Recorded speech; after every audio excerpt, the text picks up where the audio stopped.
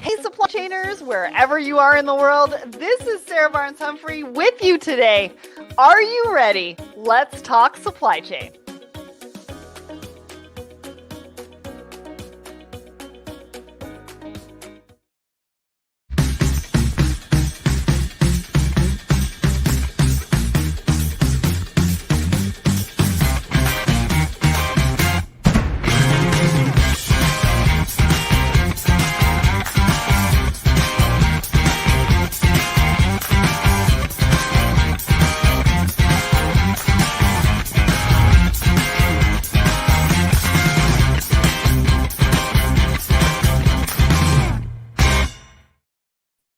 Hello, everyone, and welcome to Thoughts and Coffee. My name is Sarah Barnes-Humphrey, founder and host of Let's Talk Supply Chain, as well as the Blended podcast. And we just heard from one of our sponsors, Fastenal, about how they're helping you in supply chain. Now, let's move on to Emerge, because Emerge is proud to partner with Thoughts and Coffee to elevate our combined focus on empowering and growing meaningful relationships in the freight industry. The first and only freight-specific RFP platform, Emerge is reinventing freight procurement by offering solutions that enhance the spot and contract procurement process, enabling shippers to make the most strategic decisions possible, saving invaluable time and enhancing productivity. Learn more at emergemarket.com/thoughts and coffee. And we could not do this show without them. What is happening? All right. So LinkedIn is not liking us today. This is just what's happening for us today. This is how my week is going. But we will do a replay on the Let's Talk Supply Chain LinkedIn in just a minute. But first, let's find out what is happening at Let's Talk Supply Chain right now. So we've got a brand new episode. Well, actually, it's not a brand new episode. We actually repurposed an episode of No Bullshipping with Hope White, because this is one of our most popular shows. Plus, this was one of our most popular episodes. And Hope is talking about creating a blooming business as a minority-owned company. Lots of amazing feedback. Go and listen to it wherever you subscribe to the Let's Talk Supply Chain podcast. It's also over on our YouTube channel. You can check it out under the playlist for No Bullshipping on Let's Talk Supply Chain YouTube. What else is happening? Well, we've got some live events that are coming up. So the delivery experience, the new consumer experience, that's happening Thursday, August 25th at 10 a.m. Eastern. The Great Awkward, taking virtual learnings to in-person settings. That's coming in hot with Abby Baird, happening Thursday as well at 12:30. And then we've got Driving Towards Gender Diversity with Hope White for No Bullshipping on Friday at 10 a.m. Eastern. What else have we got going on? Let's Talk Supply Chain Asia Pac turns 1. We are super excited. This day last year, they released their first episode, and so we want to give them a shout out. If you haven't followed their page, they are talking all about what is happening in supply chain in Asia Pac, and Jonathan's going to be joining us for Imagine. And our guest today is Lora Cecere, and we're going to be talking all about that in just a minute. What else have we got? Oh, I didn't announce this, but Jonathan announced this about 6 days ago. So as you all know, I've been talking on the show about the brand called Ships. And we have now successfully turned that brand over to Jonathan and his team. Yes, he's also the host of Let's Talk Supply Chain Asia Pac, but now he is the CEO of Ships, and they are revolutionizing the freight industry by bringing shippers, freight forwarders, and tracking together. So go and check out the Ships page. Go and follow it. Check out ships.com. That's SHIPZ or Z if you're American.com. Definitely go and check that out. What else is happening? You can go over onto the Let's Talk Supply Chain YouTube, because for the last couple of weeks, we've also had a intermodal summit. We did day 1 and day 2, and we talked all about what was happening, or what has been happening in intermodal. And you don't want to miss that, because we're talking about infrastructure. We're talking about what you need to know and how the changes are going to affect you in your supply chains as well. What else is happening? We got one more thing. We've got a brand new episode of Blended. So the Blended podcast came out with an episode 23. You can listen to it on Let's Talk Supply Chain podcast or on Blended.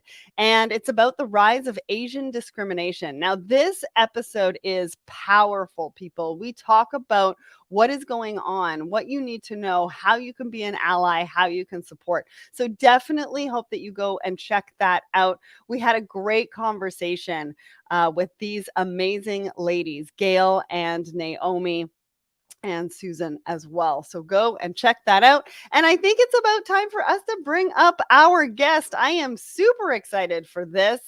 Good morning, Lora Cecere. How are you? Oh, you're on mute. Sorry, I'm good. Sorry, Sarah. Nothing like that mute button, right? All good, all good. So tell everybody who doesn't know you, because I don't think there's a soul out there that doesn't know who you are, but whoever doesn't know you, please give an introduction. So my name is Lora Cecere, and I'm an industry analyst in the supply chain space. I write on LinkedIn and Forbes, and I do quantitative research with the people that follow me on LinkedIn. And I speak and I write and I try to help people with the questions they should be asking. Some people say, well, you're a consultant. And I'm like, no. Consultants know the answers and analysts are trying to figure out the questions. So that's what I do. I love that. And I'm really excited to have you on here. It looks like we are now live on the Let's Talk Supply Chain LinkedIn page, which is good because when we first started, we were having some glitches. But thanks to AJ in the back end, he works miracles and got us working today. So we are going to be talking all about so many different things. We're going to start with our poll from last week, and we're going to talk about Incoterms, which is kind of fun. And then you're going to give an overview of what people can expect by coming to Imagine. Now, there's an in-person side, there's a digital side, there's so much going on. I mean, you and I have been planning this, and the team has been planning this for a long time, and I can't wait to share. And then we've got some really great articles about the climate crisis and what you need to know for your supply chain 2030. The Shamans Journal, right? We're going to be talking about that. And we're going to be talking about how there might not be any Halloween candy from Hershey. So a lot to cover today. So let's get started with the poll of the week that we asked everybody last week. What Incoterm are you? And we had 437 votes for this. Xworks is do your own thing. We got 51%. 25% of you said CIF, everyone's favorite. I mean, for supply chain professionals to say that they're everyone's favorite, I mean, we're moving up in the world, people, because supply chain hasn't necessarily been the favorite for a while. 18% FOB wannabe cool kid, and we have a ton of really, really good comments as well. Lora, what do you think when you see this? I laugh, right? It's just fun. It's just great to have fun. I want to be a cool kid too. Right? And so which one would you say that you are? You're FOB? I think I'm FOB. What do you think? I think you're FOB too. I think I am Xworks, do your own thing. And we had some really, really good comments. Rhonda says, my international commercial term is RYV, respect your vessel, because she's all about health and wellness, which I really, really love. Miguel says DDP, full service here. Okay. All right. Okay, I'm not sure I want to go there, right? And Annette says I'm DAP. So I want to know why she picked DAP. And Kersey says DDP and DAP as well. So I really want to know what they think about that. But anyways, we had a lot of fun on this poll. Go and check it out. We're going to put the link to that. AJ, put the link to the poll, if you wouldn't mind, in the comments so everybody can go and weigh in. We still got a week for that poll, and we want to hear from you. And if you are saying that you're any other Incoterm than we've listed, we want to know why. So tell us in the comments, because this is a lot of fun. All right, let's talk about Imagine. It is coming up like literally in 2 weeks. We go live September 6th, and we've got a jam-packed agenda with so many amazing things. So talk to us about this. Why did you put it on? Why should people join and come and join us? And what can they expect? So the Imagine Conference is now in its 10th year, and it's a time where business leaders and technologists can ideate on the future when 2030 is going to happen. We started with 2020, and as we got closer to 2020, no one could have imagined that 2020 was going to be quite like it was.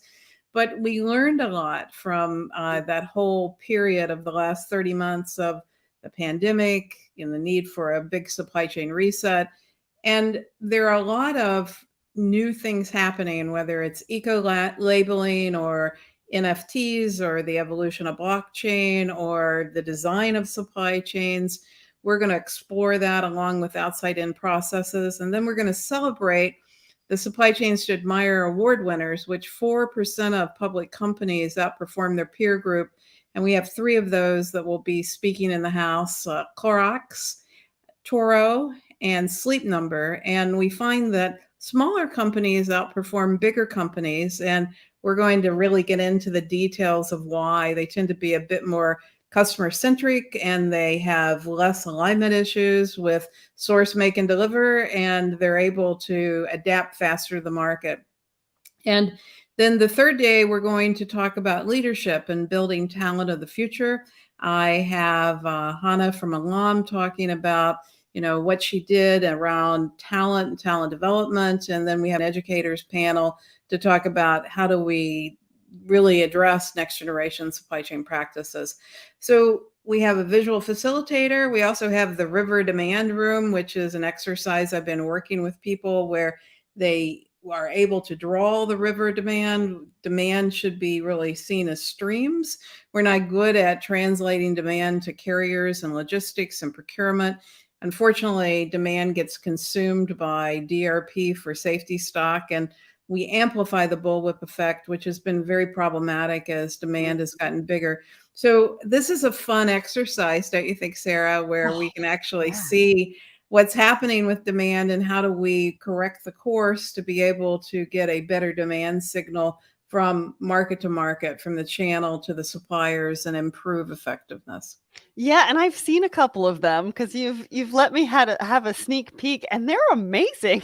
I was looking at them and the animation and the flow of the stream that you're talking about and what that looks like and what the roadblocks are for people to consider. And so, I mean, if anything, you want to go to just for the river of demand. But I mean, obviously, all of those amazing speakers as well. I mean, you're going to be able to learn from some of the most complex supply chains in the world.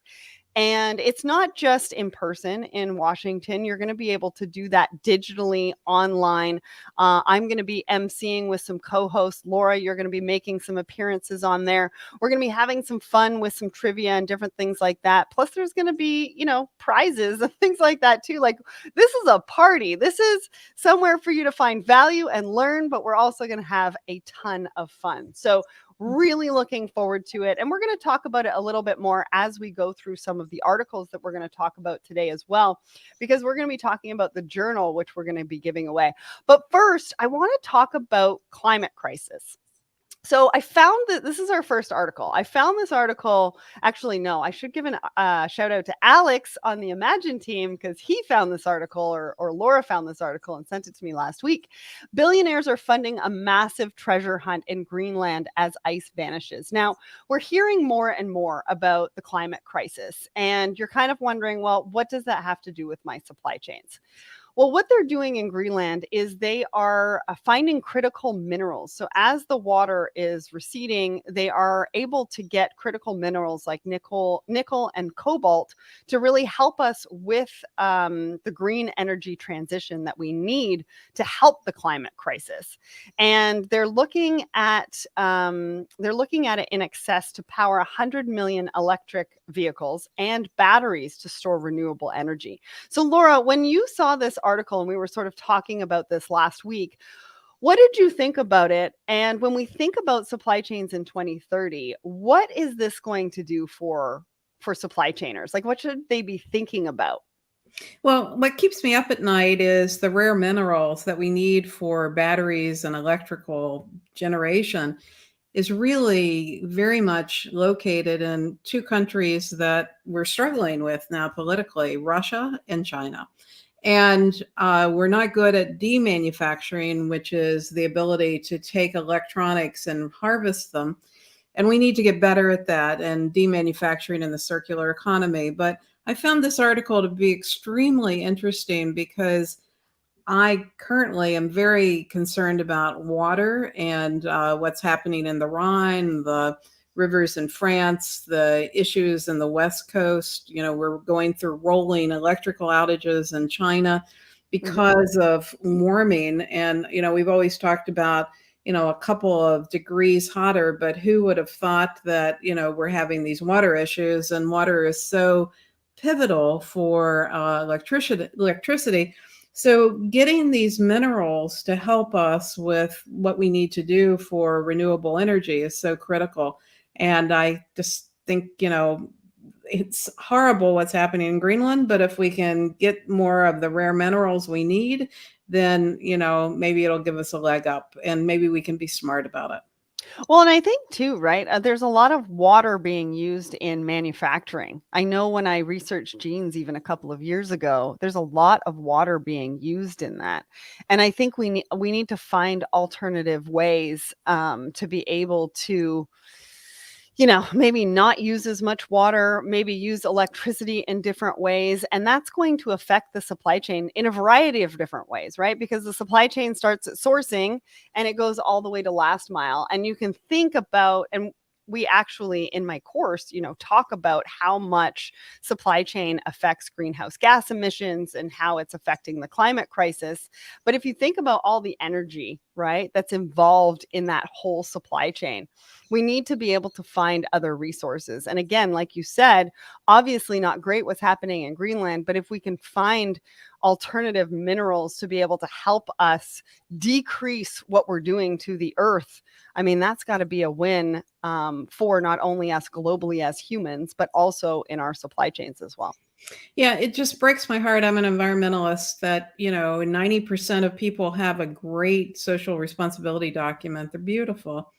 But, 70% of the impact on the planet is in the network, and we're not good at managing our networks. We haven't invested in it. We don't have interoperability across the networks. And it is a great opportunity for us to build network of networks, interoperate. About 40% of the trucks roll down this road empty. We're not good at collaborative logistics. And, unfortunately, we often make the wrong inventory, which goes into landfill. So we've got a lot of opportunities, but I thought that the Greenland article was kind of a gem in the middle of lots of doom and gloom. So, Yeah, a gem, pardon the pun. yeah, Right, with the minerals. All right. right, let's talk about your Shamans Journal. It's out now, the 2022 version, and I think we're gonna be giving away signed copies at the conference, which I'm really, really excited about. But you talk a lot about the supply chain reset, and I think that's a good segue from what you've just been speaking about, because there's a lot of things we need to be doing, thinking, and putting into practice. So talk to us about the Shaman's Journal, what it's about, why people should read it. So I've been a blogger for 10 years, and I had a client once say, Laura, I wish I had a way that I could make your research easier to read because, when I go to the blog, the first article is the one that's the last. But really, I'd like a way that I could kind of digest the last year and think about it, particularly as I get ready for strategy or I'm thinking about what I need to do with my operating teams. So I do this every year. It's an ebook. I give away the ebook. It's on my website, and we're going to have signed copies. And this year, I also have an ebook, a second one, which is called Lessons of Leaders, which is 10 years of the case studies from the journal, which can allow people to see how supply chains have changed or maybe not changed, and they should Mhm. change, and to learn from leaders, whether it's the complexity stories or the leadership stories. I give this because I want to help supply chains everywhere. Absolutely. And AJ is going to put the link to that so everybody can get that ebook in the comments. So check that out. But in the journal itself, you talk about the supply chain reset, you talk about planning, analytics, talent, and alignment. Why are those 5 things the most important things that supply chain professionals should be focusing on right now? Alignment to me is the most critical organizational element to drive supply chain success. in the last decade, we have had a widening gap between operations and finance. Finance makes decisions in a line of sight in the operational horizon. Supply chain is trying to deal with outside of lead time, inside of lead time, and executional. And many decisions are being made by the CFO, which cause the supply chain to be very brittle, whether it's Mm. tax efficiency or outsourcing decisions or maniacal focus on cost or headcount. So in the book, we really talk about which organizations are aligned and how alignment drives better business results. And we also do the Supply Chain Admire each year, where we look at which companies have had the ability to drive growth, yeah, drive operating margin improvement, inventory turns, and return on invested capital.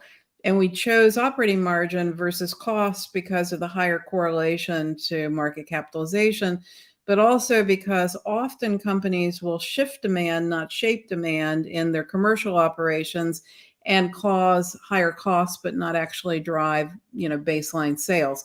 So alignment is so critical, because in the supply chains to admire, the companies that outperform, I find that they tend to be smaller, they're more aligned, and there's a clear understanding by the executive team of what is supply chain excellence versus focusing on functional metrics like lowest transportation costs or lowest procurement costs or lowest manufacturing costs. Because when we focus on functional metrics, we throw the supply chain out of balance. Hmm. The second topic, which I think is really important, is analytics and the ability to build outside in processes to use data that we haven't been able to use, whether it's unstructured data or streaming data, to be able to look at variability, make better decisions, but also to have interoperability, not just integration, to keep the semantic layer as we're dealing with suppliers and logistics in unified data models, embracing NoSQL, looking at, how do we actually drive the learning and the AI to be able to drive insights. I don't believe we'll ever have lights out planning, but I do believe we can democratize planning and make it a much more collaborative platform for decision making and tie that decision making to balanced scorecard work. Yeah, which is exactly what we need. And Bayram has the same question that I had. Is the position of COO with operations and financial background a must to balance between financial needs and supply chain needs? I was kind of thinking when you said CFO, do we need CFOs in positions with supply chain backgrounds?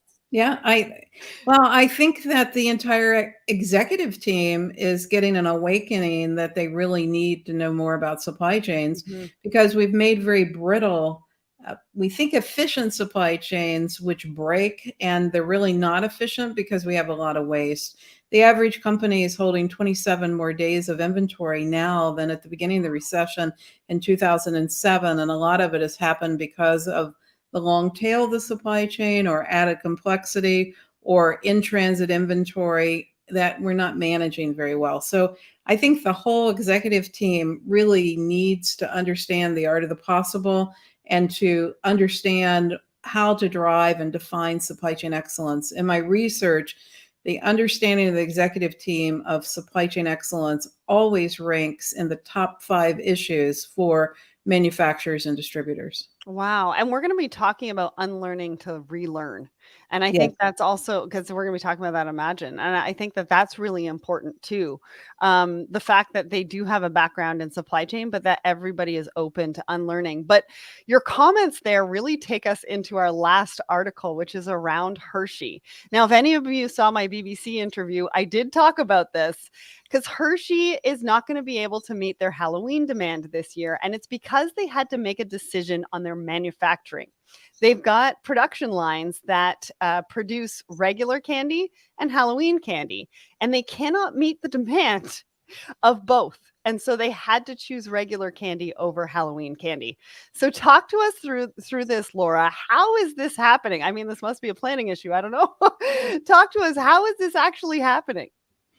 Well, I'm more than happy to eat regular Hershey candy for Halloween, right? It just means that you got to buy a bigger Reese's bar, but More money. you know, we've seen an increase in people buying gross volume, and Hershey, really didn't expand at the rate that they needed to.